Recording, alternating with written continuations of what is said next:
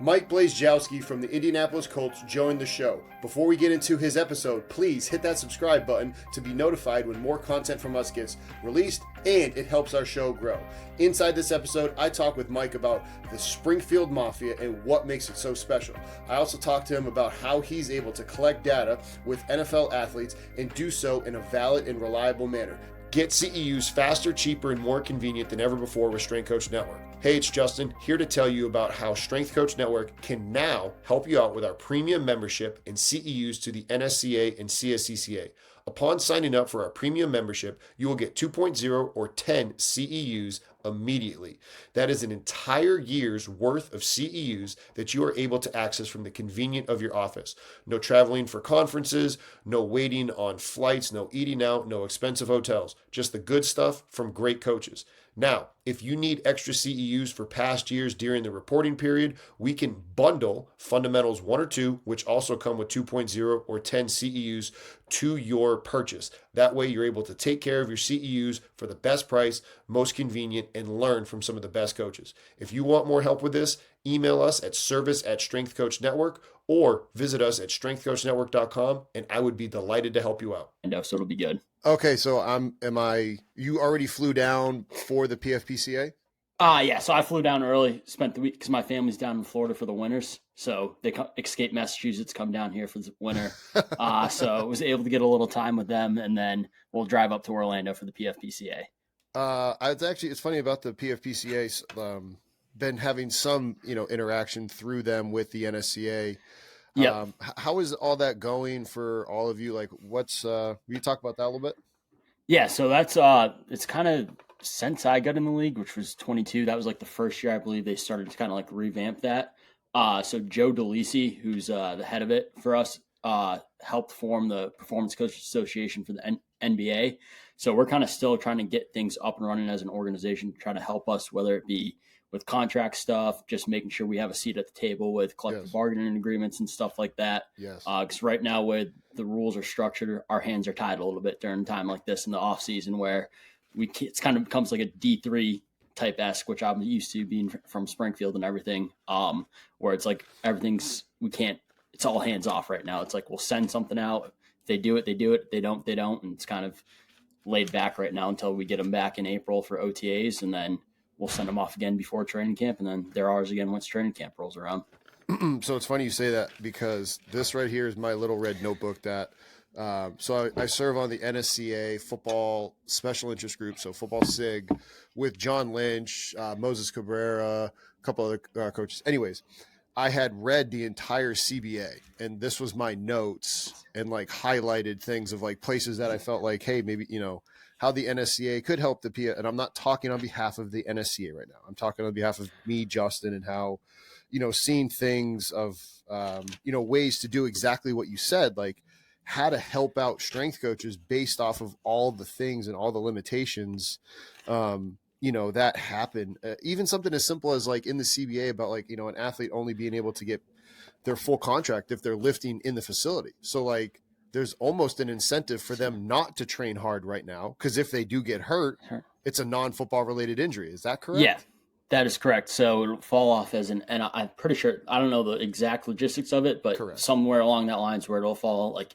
an NIF, non-football, or NI, whatever they terminology they use for it. So it'll fall off on that. So then it's because they're not with us. So it's not under team activity where it's sanctioned. So it's kind of just off our hands. Yeah. And like, so again, because I'm just psychopathic and like obsessive about certain things, I'm like, well, wait a minute, this doesn't doesn't help the athlete. B doesn't help the NFL strength coaches that want their athletes in shape when they come back. It doesn't help the private sector guy that they're training with, because they can't train hard. The owners are pissed because the players are not in like, it's like, this is just a lose. Like, there's gotta be a better situation.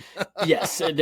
And then, because like you were saying, guys go out to their personal trainers, and it's like, all right, well, is the personal trainer going to cook them, and they get hurt out there? Then it's like, then they come back to us hurt, and we're like, all right, well, what were you doing? And then they tell us what they're doing, and we're like, we would never even think about doing that with you at all from a performance standpoint. So it's like, why are you going out there and doing this? No, that's super interesting. That's awesome that you guys have that and being able to, continue to figure those things out, because, it trickles down from the top, and whatever you guys are able to get done down there. That's awesome. Absolutely. So you mentioned Springfield. You're one of the Springfield Mafias. I've had Adam and MK on, and we've talked about it from them. Were you? No. So you got in the league at 22. Logan was already with me. Did you know Logan Fletcher? Yep. So Logan, I was Logan's intern for one semester. Shut up, really? When he was a GA at Springfield. Yeah. And so, because I played football at Springfield and got my undergrad there, and then I transitioned to the grad program there and was a GA. So I know Logan because he was there as an intern and then a GA, and then obviously he left. So I was his intern and then watched him. Yeah, he coached me when he was an intern. So. Oh wow. Yeah, no, full circle moment because Logan is still at Towson now, but that's yes. So I say all that because I've talked to MK, I've talked to Adam, I talked to Logan. I want to hear your input on what makes Springfield strength coaches so special, and I've talked about it here on Strength Coach Network openly because I think they do a fantastic job. But from somebody that's gone through it, now works in the NFL, how did that prepare you for it? It's what really separates Springfield from everyone else is obviously the hands-on experience you get and the alumni connections you have through everything, because everyone who's been pushed through the program wants to help Springfield people. So when I was a graduate assistant working with football, women's lacrosse, track and field, like you're out there obviously going to class, getting your degree, but you're also out there solving real world problems as a performance coach, where you have to, like for me, it was, all right, we just got GPS units at Springfield. This was part of my thesis research. I had to go out, figure out how to implement this with two teams from football and women's lacrosse, how to figure out how to get two different coaches to buy in to, all right, hey, here's how we're going to work this. Here's how we're going to work our GPS units to, hey, monitor how our athletes are doing, but also help structure practice. And then, so it's like, all right, I got two different head coaches I got to go speak to. One's a football coach, one's a women's lacrosse coach. You're going to get two different experiences, but those are both learning experiences that you're not going to get at a lot of places because you're dealing with real sport coaches. You're dealing with, all right, like another issue we had when I was a GA's. All right, the dining hall was closing a little bit early and we'd finish football practice around, it was like 7-ish or so. So guys would have to obviously shower, not be able to go get food at the dining hall on time all the time. So it's like, all right, now that falls on me because we're obviously, for a nutrition standpoint, what can we get our guys? So it was whether it was running to BJ's to get protein bars and chocolate milks for the guys, and then obviously reaching out to finding, actually connecting with the Endorphin, getting them to come in, help us get product for our guys. So it's like, all right, creating those bridges and gaps of solving real world problems that you're going to face out in the real world.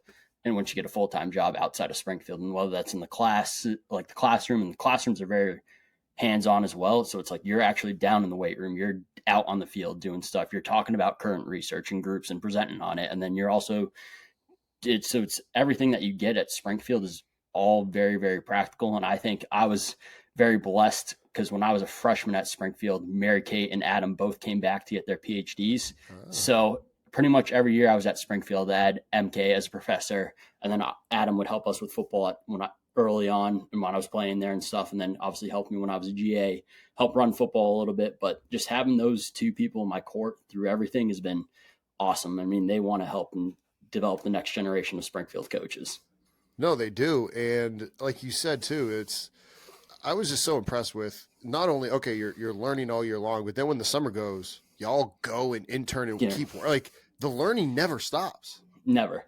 And I think that's another, like the internship curriculum, even as an undergrad, like you're required to go get 2 internships. As a graduate assistant, or in the grad program, you're required to go get 2 internships. So by the time I was applying for jobs, I was a GA, had 4+ internships already, but then you're also required to coach at Springfield for a semester for class as an intern so they can evaluate you for being a GA and stuff. So it's like by the time rolls around, it's like I've coached, I've had multiple internships, I've run my own programs, I've dealt with sport coaches. You've developed this big portfolio of everything that you've done over your time at Springfield, and it's like, all right, you're developed to be able to go succeed in your first job. And they do. Brian Thompson, yep. MK, and Adam do an amazing job at that. Yeah, because now, all 3 of them, they're not like, oh, well, I think this is what Mikey's going to be like. It's like, no. Yeah. This is who he is, and this is what he's done. Absolutely. I mean, even something as simple as when we talked about Logan, but Logan doing that presentation where you had to video yourself, and then like even make a website because of like today's world. And during the interview process, it was like, man, that gave us even something more to look at and revisit and be like, man, but like, look, we can literally see this dude coaching right now. Yeah. And that's another thing that Adam and MK are good about, is being on top of what's next in the field and helping develop the next GAs to that. Like, all right, right now it's like a professional resume, like a professional portfolio, like you were saying, like the website of like networking yourself and selling yourself to prospective jobs. You mentioned your thesis. What was the thesis on? Quantifying the demands of triple option football. So it was funny, when I was in undergrad, we had a research paper for one of our classes, and I'm like, all right, Springfield's supposed to be one of the top programs, and we don't even have GPS units, and that's where a lot of our GAs are struggling when they go and get these new jobs. Is, all right, they go out there, they haven't been exposed to these techs unless they've been exposed to it at their internship. So even before I got into starting writing my thesis when I was in grad school, I was already thinking about it, of like, all right, how can I get GPS units at Springfield? And so luckily, by the time it was a couple of years go by the time I was ready to write my thesis, I still had this idea set in my mind, and working with MK, and she was awesome about it, going out and getting grants through the school or getting grants through other places of like, hey, like, we need these for our strength and conditioning program. And then academic says, all right, you have to write research on it. So then that's how I got looped into writing my thesis. Professors slap their names on the paper, and then it just, obviously all the data is still stored there, so other professors can go write research on it. And now, from the time when we first had 25 units, when I first started writing my thesis, that was in 21, I think they're up to having close to 50 to 60 units now. And so mostly all our field sports are able to have GPS units. Dude, I got goosebumps right now. I'm wearing a sweatshirt. Otherwise, I'd like, but that's how it should be done. That's exactly what we did with our GPS units, in terms of, we had a trial. So we didn't do it exactly the way, but we did the academic way, and getting research papers and having professors write research through a grant for our Hawk and force plates. And you know, I was collaborating with a couple different professors in different colleges and in different parts on campus, but same thing. So listeners out there, like, be stubborn like Mikey, and I, like, just get it done, because you can find a way to get it done. What's up, everybody? Taking a quick break from the show to talk about one of our sponsors, Team Builder. I've been using Team Builder since 2019 when I was at Towson. I still use it with my remote athletes. I also use it at Goldfinch, which is the private sector gym I train at, and we use it at Centennial, which is the high school that I'm working at. Now, if you're printing on lift cards because you say, oh, I can't afford Team Builder, guess what? Team Builder has a pre-written grant that you can locate on their website. You simply change the name of you, your organization, and the areas that they highlighted, and they can help you get Team Builder at your facility, your university, whatever it is, so that way you can optimize how you train your athletes with this software.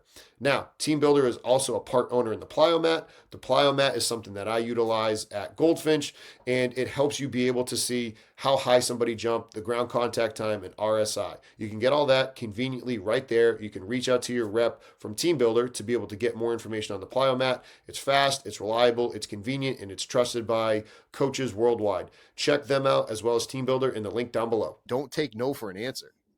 Yeah, I mean, there's, like you were saying, there's plenty of ways. Like, obviously, like, all these professors have to go write research, and with Springfield being a very, like, athletic based school and athletic based, like, majors from top of the line with, like, PE, physical education, and exercise science and everything, like, these professors have to put out research. So if they need ideas, go take advantage of it, because I think each of them, I think at Springfield, each of them had like an allotment for research, like money each year, and sometimes someone wouldn't even use it, or a lot of it would just go to thesis. But then they had extra grants and stuff, and that's how we ended up getting the GPS units.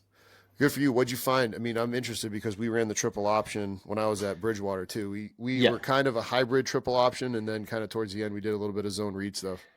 It was basically the same thing what a lot of these other studies have found, where your skills are going to cover the most distance and most high speed stuff. Linemen are going to cover the least amount of high speed stuff and the least amount of distance, and your mids are your mids. And it was actually, I thought the quarterbacks would have fallen more towards the skill positions in terms of overall load experience, but they fell right with the mids. So it was just kind of, all just depends on how the defense is going to play them, if they're going to, like, who they're going to dedicate to being the quarterback read.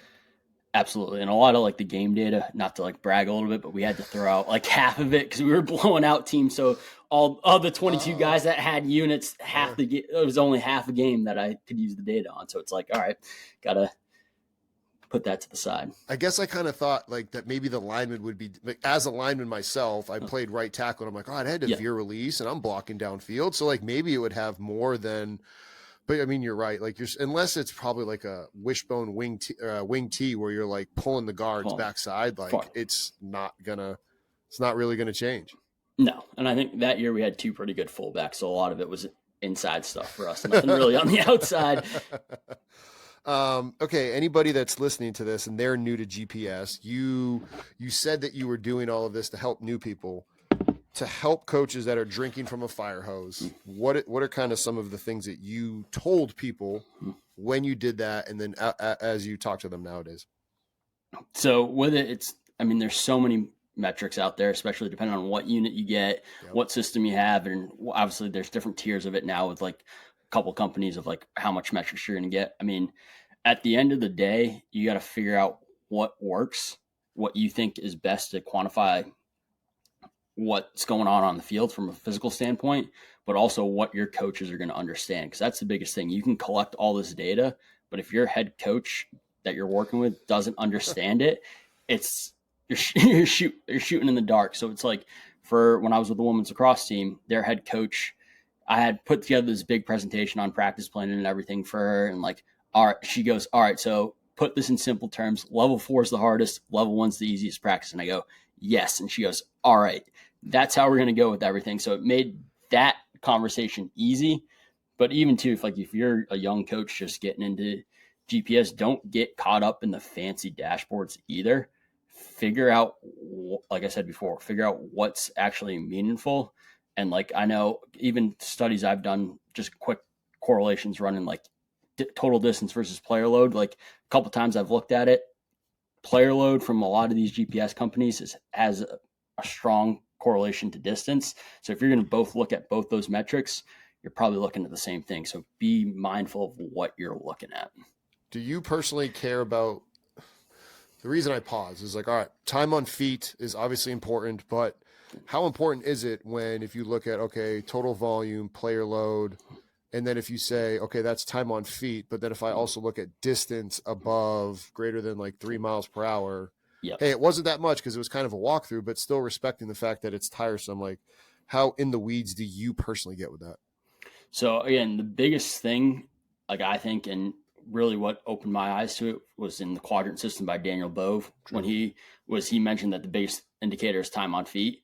And after, like, when I was reading that and then looking at it more and more, like, time on feet is the biggest thing. And that's how we talk about using constraints to structure practice. I think with using your time on feet, your total time throughout the week on the field, or whether it's for a session, I think that's going to be the biggest indicator of what you're going to see for load. Because I mean, I've run correlations on distance to run correlations on all our metrics to duration, and probably almost all of them have some sort of relationship to the duration of practice that you're experiencing, whether it's obviously, more time on feet, more time you have to do stuff, more time you have to accumulate all those A cells, D cells, high speed running, distance, and everything. So I think the biggest indicator is going to be time on feet. Question I got for you now, switching gears to the NFL, like the fact that you're in the NFL, that's not easy. No. A lot of people hearing this are going to be like, what's your secret to success? What is the fact that, I mean, you were an intern and then you got hired full time? Like, so clearly you did a good job. What is your advice to those coaches that are considering that, trying to figure it out because, they're trying to find out what is right for them based on the 4 Ps with their life and if they can make it work. And, you had interned so many times. How did you keep the faith? How did you still keep thinking like, I'm going to do this? Like, what was the end goal? I mean, I think the end goal was always to still the end goal is end up as like a director of sports science or a director of sports performance in the NFL. And obviously I was lucky enough to, right out of my GA spot, land a seasonal internship with the Colts and then obviously get hired on full time. But I think that goes back to just high school, always knowing I wanted to be a strength coach. And I remember even from like the sports science side of things, my dad showing me an article in like Sports Illustrated on catapult and how, when it was like first booming in college football. I don't remember what that was. And that always piqued my interest. I'm like, I'm always going to be a strength coach or be a sports scientist. So that was always there.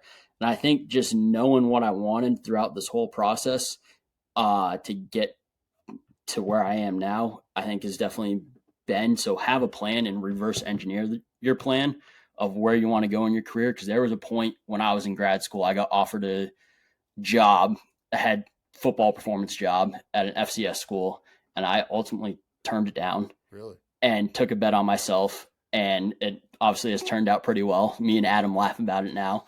Well, because that was but what I remember just sitting there and thinking, all right, if I take this job and I know where I want to be at in my career in terms of being at a Power 5 school or in the NFL. What's up, everybody? Taking a quick break from the show to talk about one of our sponsors, Hawken Dynamic. I've been using Hawken Dynamics ever since I was at Towson. Still utilize it today when I'm at the private sector at Goldfinch.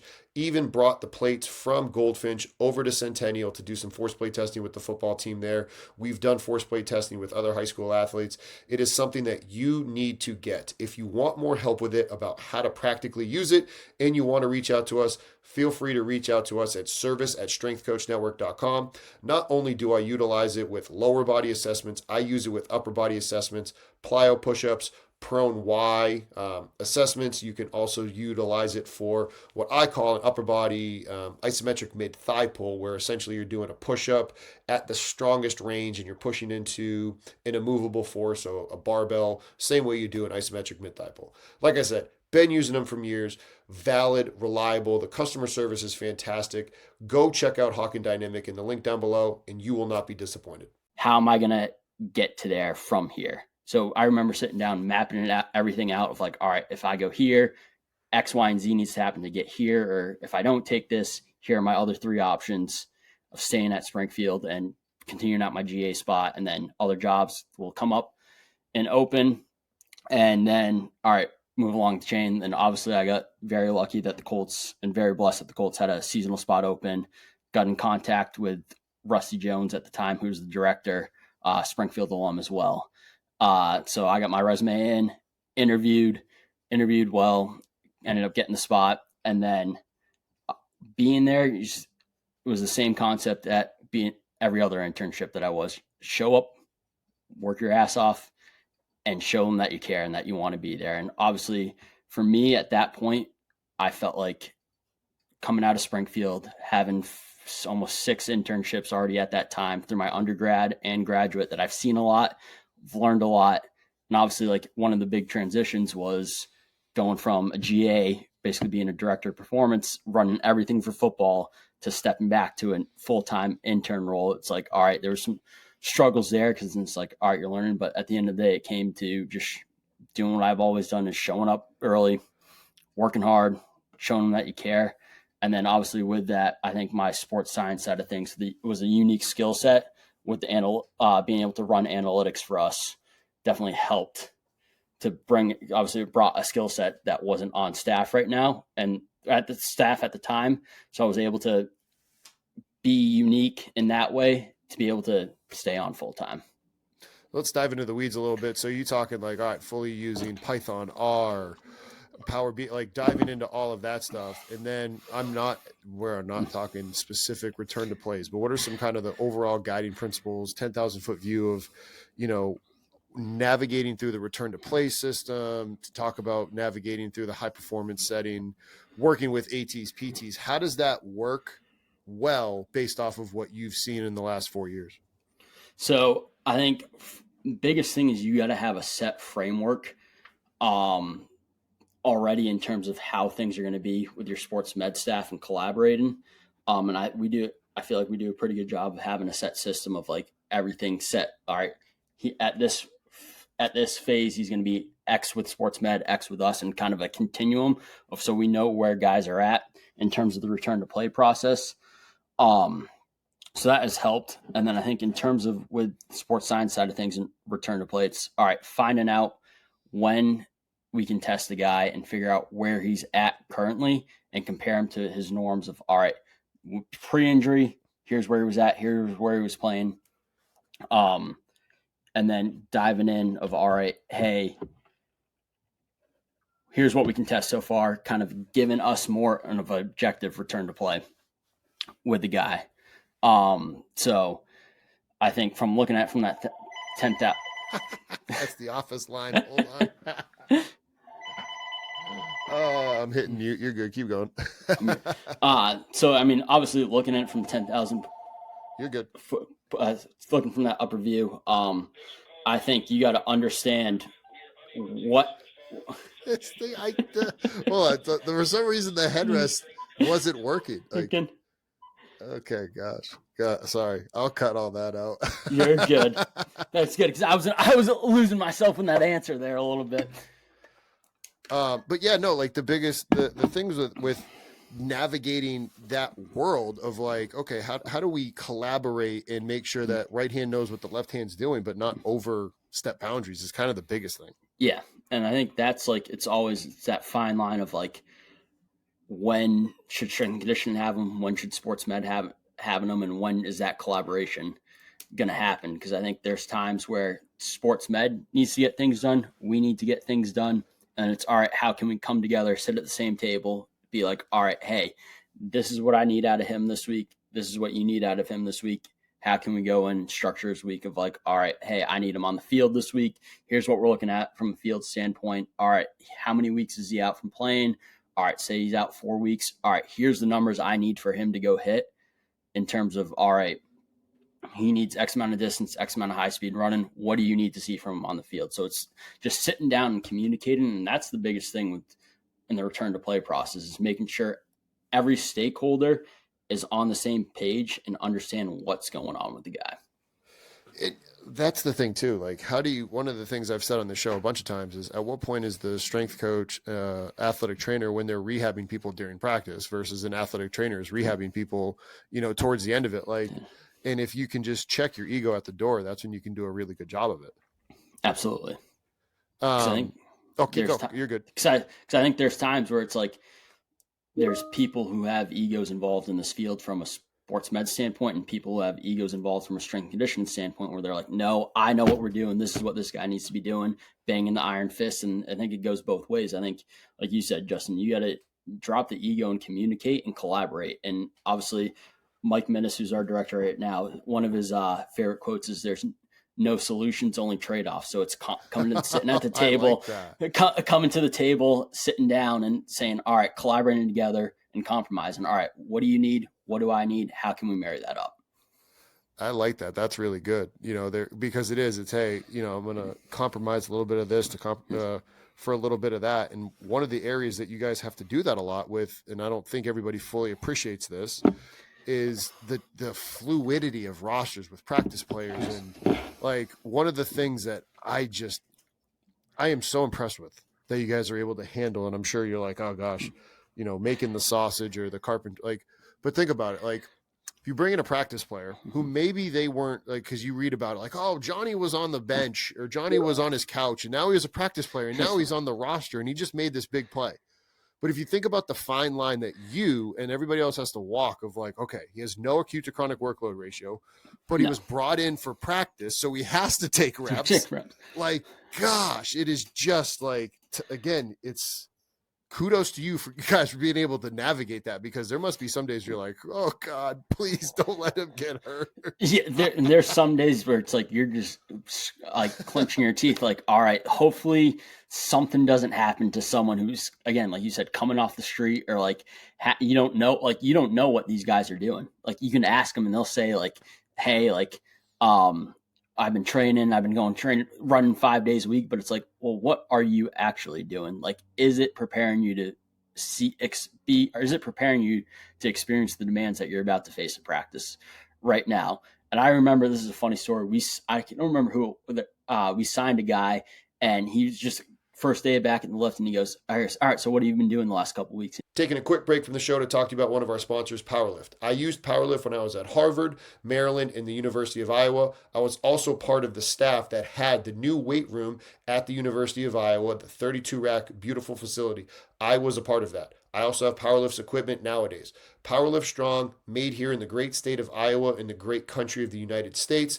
They're able to work with you on any customizations that you need, logos, height, whatever it is, the limitations that you have. Their equipment is strong. The people there, they're very good people. Check them out in the link down below. And if you have any questions on how to work with them, reach out to us at service@strengthcoachnetwork.com, and we would be delighted to help. And he goes, whole lot of this, eating, watching TV. So then you're like, oh God, hopefully something doesn't happen. I mean, but seriously, like that is the reality of it. And they still have to go out there and perform, and they do. Like that is, Yeah. That's something that you guys are all able to handle, because you teed it up at the beginning. Like y'all go through, April. Some of these guys aren't there though. Like they didn't actually go through that process. Yep. So some guy, I mean, I feel like we have pretty good compliance. I don't know how other teams are, but it's like there's some guys that like, I don't know, like they're, because it's all optional up until the mini camp. So guys don't have to be there. So if some guy said, you know what, I'm not going to be there, and then they come back and they got to practice 3 days in a row, when they got mandatory mini camp, it's like, all right, like you're biting your teeth then. And then even too, it's like, you got some of these guys, obviously you go from a 53-man roster to a 90-man roster in the offseason. So you get extra bodies out there, and it's all right. A lot of these, you obviously in camp, you see a lot of camp hamstrings, camp groins, a lot of camp injuries. And you're scratching your head. You're like, all right, this guy got hurt. It's counting towards our injuries. We're going to get games lost for it. And you're like, this guy may not have been here week 1 or be here to be on our 53. So it's like, you're like, that just happens. Gosh. Speaking of that, and speaking of guys with data, I talked to some NFL strength coaches that are like, sometimes it's hard because, or even in baseball, they're like, hey, guys may not want to do during the return to play, had coaches talking like, yeah, doesn't want to put on this or doesn't want to throw with the velo tracker on. And it's like, well, now they can be like, well, you didn't want to do it. Like just kind of navigating that, because I think some strength coaches, particularly in high school, they don't really have that. College, 90% of the time they don't. But how has that ever happened to you? And again, I'm not asking for names, but how do you navigate that and do the best job to serve the athlete, but also serve the organization? Because we're in kind of a difficult spot with that. Yeah, I mean, there have been instances where some people just don't want to wear stuff, and you have to bite the bullet on that. And you're like, all right, obviously you got to use your best judgment. But I think it comes back to educating the player too, because I think the biggest thing a lot of these players want to know is that you're actually using the data and not just collecting it to collecting it. So if they can see benefit in the data, that you're actually using it, that you're actually applying it, that you're going to get a better buy-in from people to actually be compliant with what you're doing and what you're wearing. And even that goes to any type of testing we do, whether it's on the Nord board, on the force plate, any type of testing we do with a guy, or even like, you just have to let them know that, hey, we're actually using the data, and they actually want to see it used. And that's going to create that better buy-in, because they feel like, all right, I'm not wasting my time. Speaking of buy-in, what's the hardest part about coaching athletes? That the power dynamic in the NFL, they make more money than the strength coaches, right? So like typically in college, it's been easy, and you can, the kind of dictator model, I'm going to tell you what to do, and then you can eventually move on. But now it's starting to change, where athletes are maybe making more money than coaches. I saw it firsthand when I still worked at Iowa, and I visited Moses at the Pats a couple times. And I was like, Moses is not a dictator. He is working with these guys, like, and it is a completely different experience of what I saw with Doyle and how he was leading. Yeah. How, for listeners out there that are going through that, maybe they're in college now, maybe they're working, and Aaron Madsen, who was at UNC field hockey. So like there could be even some Olympic strength coaches that are going through this, where athletes are worth millions of dollars at their organization. How do you how does the power dynamic, does it change? What are your thoughts on that? I mean, I don't think the power dynamic really changes that much. Obviously, there's definitely a little bit of a power dynamic there. I mean, I think at the end of the day, you're there to help the athlete. You just have to show them that you care. And it doesn't matter who you are, what you're making, or what you're doing. Like at the end of the day, as long as they know that you care and that you're in their best interest to help them. Obviously, like in college, from my experience, and this was like before NIL even like was kicking. It's like, all right, you were able to develop a person. Well, in the NFL, like some of these people are already developed men. A lot of these guys are actually older than I am. So it's like, all right, it's for me, it's shown all right that I care, that I'm in the best interest, and it becomes almost like a business partnership where it's like, I care about you. I'm here to help you and serve you. What do you need from me to help you become your best? And then also it's like, all right, here's what I need you to get done, but what do you like? Give a little autonomy with it too. It's like, all right, well, what do you want to get out of the session as well? Metrics wise, I had a strength coach tell me that the secret speed is really 93, not 90. And he said, he goes, it's not 90 because he's like, if you take an example of a guy that can run 22 miles an hour and you ask him to hit 90, now he's really like 19.8. Like he can kind of, that's 20%. He goes, but 93%, now you got to ask him to run about 20.5 because it's 20.46. He's like, that's the metric because now that guy has to dig a little bit based off of all your time looking at data. Yay, nay, what do you think about that? I think that's definitely interesting. I think that's a pretty interesting quote. I mean, we're big on making sure our guys hit a speed every now and then, because I think obviously it helps from a hamstring health standpoint, but also just making sure you're maintaining that throughout the year.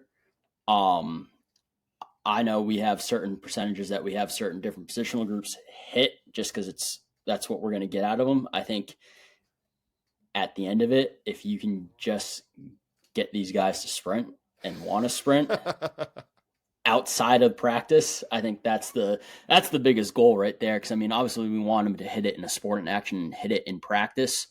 But if we need a guy to go hit a speed, obviously I think just the fact that you just are actually getting them to go hit it doesn't, as long as you're getting that percentage we have set for you for that day, like it's because sometimes it's like pulling teeth trying to get them there, because you'll get the classic answer, oh, well, I'm never sprinting 90% in the game. I'm like, well, we still kind of need you to maintain it so that way your 60% is still 60% throughout the year.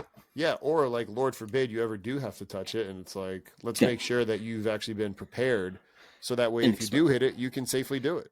Yes. Working over in Indy, you guys have the combine coming into town a lot. Like, what is that for you, where everybody comes to your hometown and you probably get to just, meet and learn from a lot of people at that event? Absolutely. I mean, I was in my first year because we did our Performance Coach Association conference, or like our one-day conference during the combine, but now they've switched it to where they move it in March when league meetings are. But at that time, it was a great time to network. PFPCA puts on like a social event for us to be able to go down and network with the other strength coaches that are in town. Now that they've kind of taken out like our professional development day out of the combine and moved it to March, there's a lot less strength coaches that go out and down for the combine, but it's cool to go and meet with all the vendors and make connections and everything. With that, I mean, from our standpoint, we're not that heavily involved in the combine. So it's mostly just kind of we're there. If we want to go down, but it's mostly connecting with a lot of the vendors out there, going to see whether it's new tech, or even if we know certain coaches are in town, certain trainers that are working with our guys, we'll go out and connect with them as well. What's one of the most exhilarating and best parts about working in the NFL? And then what's one of the things that people that they wouldn't know about unless they knew, actually working and doing the thing? I think one of the most exhilarating things is just, obviously, for me, I loved football growing up all the time. So it's just being in that environment 24/7. I just absolutely love it. It's the best. I think there's so many things that are, I think a lot of it for me that's like really exciting. It's just the relationships that you develop with these guys, as well as like, I think the return to play process is fun because it's like, all right, you get to go see a guy from start at square one back to playing. Game days are always fun. I think it's a blessing every single day to work in the NFL. And I mean, I can never take it for granted. So, I mean, to me, every day is exciting. And kind of, I think one thing that people don't see a lot of is, all right, most people on Sundays watch their favorite teams go out, win, lose or draw. They have to just, it just goes away for them on Monday. What's up, y'all? Taking a quick break from the show to talk to you about another one of our sponsors, Vitruve. I've been utilizing Vitruve for a while now, and I absolutely love the convenience of this app. The encoder is at a price that you cannot beat compared to the competitors. Also, I don't personally like the camera apps. I've known that they continue to break down, and I really enjoy having this encoder attached directly to the bar. Vitruve does that. Not only does it do that, but it'll show me velocity loss during the set, shows me average velocity, all of it right within the app. Not only that, for the app on the individual athlete, there's a Vitruve Teams app where now, as the coach, I can see all the results from my athletes. I can API that into my team builder, and now everything that I'm trying to do, get better competition, better intent in the weight room, I am able to do with Vitruve. If you want more information about them, click the link down below, or you can ask us questions directly at service@strengthcoachnetwork.com, and we would love to answer those questions for you. Well, for us, it's Monday. It's all right. We have to deal with whatever happened on the outcome of Sunday. So it's whether it's a Monday, and for us as sports performance staff, we're the first people that they see after a game on a Monday morning. So it's like we have to just be contagious with the energy. And I think that's not a lot of people can see that or experience that. It's like, all right, what happens the day after of like, all right, you have to deal with what happened on Sunday. So they come, anybody listening to that, they'll be like, okay, so game day +1, they're coming into the facility. Yes. So they're coming in. So we're the first group of people that they see unless they're in for treatment. So they're come out to the indoor, start our movement prep, and some days it's just like, all right, if you're on a 3-game losing streak, it's just a bunch of zombies out there, and it's like not bringing up, start the whistle, music on, and we're rolling. No, I feel that. Like one of the times we were at, we had a close game, and Doyle's dad was in town, so we had us all over for breakfast, and it was like we won, but he's like, man, everybody would be like so mad and miserable right now if we would have just. Yeah. He's like, the field that we work in is so insane that's our reality. Yeah. Okay, flip side, what's something that somebody wouldn't know about you that you're like, hey, this is something that like this is near and dear to who I am as a person, as a coach? Like, what's something that most people don't know about you? I feel like I'm a very simple person when it comes to like that. That's a good question, because I don't think I've ever thought about that, where if someone looked at me and they're like, oh, obviously I love my family to death. That's something that's big about me. I think people can see that just by the way I talk about them or when they're coming to games and everything. I enjoy golfing in my free time, but not good at it. But other than that, yeah, it's pretty simple. It's lift weights, work, play some golf, code, learn, and that's about it. It's simple. Sounds like most strength coaches' dream. Yes. Where do you want to see the field of strength and conditioning evolve and go to in the next 5 years? Because we both can say, since 2020 till now, 2005, it's exploded. Next 5 years, yes. What's your hope? What's your goal? I still think with a lot of tech still coming out and it being very prevalent, even at the college athletics level, of like, all right, we got to go get this tool because X school has it to recruit.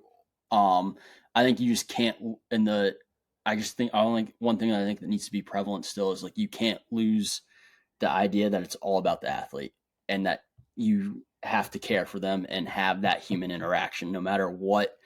If you're running a high-low system or if you're going pure conjugate system, no matter what sets and reps, we can argue about that all day. We can argue about every type of philosophy of everything going. I think at the end of it and all the tech that's coming out, everyone's getting caught up. I think at the end of the day, we just have to continue to realize it's always about the athlete and serving them. Wouldn't you say honestly, the sets and rep stuff, like it doesn't even matter because by the time they get to you, they've done almost every type of periodization scheme. So even if they repeat it, they're going to get something out of it because they're at a different strength. Like, so any of it works. That is so almost arbitrary outside of the fact of you got to find somebody that maybe has had bad experiences because they're a vet that's been in so many different spots that you're, instead of who you are, they're like, okay, you're just sports scientist number one and you don't really care about me. Like that is the most important thing, right? Yes, that it's the most important thing is letting them know that you care and that you're also human too, and just having that interaction with them and developing a relationship. And Richard Howell, who's our head strength coach, watching him interact with every single athlete that comes through the building, and he's been with the Colts for 20 plus years, and his ability to just connect with people, it's amazing and fantastic to watch. this is gonna be a little bit of a fanboy moment, but like, have you ever had like, okay, like the Marvin Harrisons or like Peyton come in the building? You're like, oh my gosh, like you're one of the best ever. It's cool seeing Or like that. Dwight Freeney, you know what I mean? Like, I mean, even Reggie Wayne's our receivers yes, coach, so it's yeah. like working with Reggie every single day. It's like it's pretty cool, and obviously, growing up watching him compete against the Patriots and everything, it was like, all right, this is pretty cool. And then even like we signed a guy, I think it was my first year, when I was my first year in Indy, and even just like watching him grow up, and it's like I'm doing this FMS. I'm kind of like, whoa, this is pretty cool. You're like, yeah, it kind of, you know, it tightens you up a little bit. But you're like, oh man, I still got a job I got to do. Like, wait a minute, like this can't really factor in what's going on. And I mean, I think as time has gone on, the stars, the like lust and starlust or whatever, I don't even know how to describe it, but just like the excitement of it is still there. But I think at the end of the day, like these guys are humans too. And I think that's another thing that people don't realize is like you have fans bashing them on Twitter, social media after a bad game. It's like these athletes, yeah, they make a lot of money. Yeah, they play their job is their sport, but they're human too. And they go through real life problems just like us. What would be some of the common themes? And again, you don't have to say names of the athletes, but the best athletes that you've seen at the highest level, what are some of the common traits that they've had? So that way our listeners can hear it and then be like, hey man, you know, the best NFL players that, you know, have gone through this organization that this coach said that they do these things. Like what would be some of the biggest pillars that you would say for these coaches to then tell their, you know, college athletes, high school athletes, private sector athletes? It is the consistency and discipline and routine every single day to be the best at what they do, and always trying to find that little edge. The guys that are the best are probably some of the most consistent people in their routine, and they're never satisfied. They're always looking for more. Like, and they're just that insanely competitive that they can insanely competitive and they can just turn it on, but they also know that like, hey, I got to go get this done. And X, Y, and Z needs to happen to get that done. That's awesome, man. I appreciate you taking some time when you're down with your family in Florida. Have fun at the PFPCA. Appreciate it, Justin. You know, if you need anything else, reach out to me, and you know we're here to help. Absolutely. Appreciate you having me on, Justin. Thanks for watching that video. If you enjoyed it, click right here for videos just like that, and make sure you click here to subscribe to our channel. Have a great rest of your day.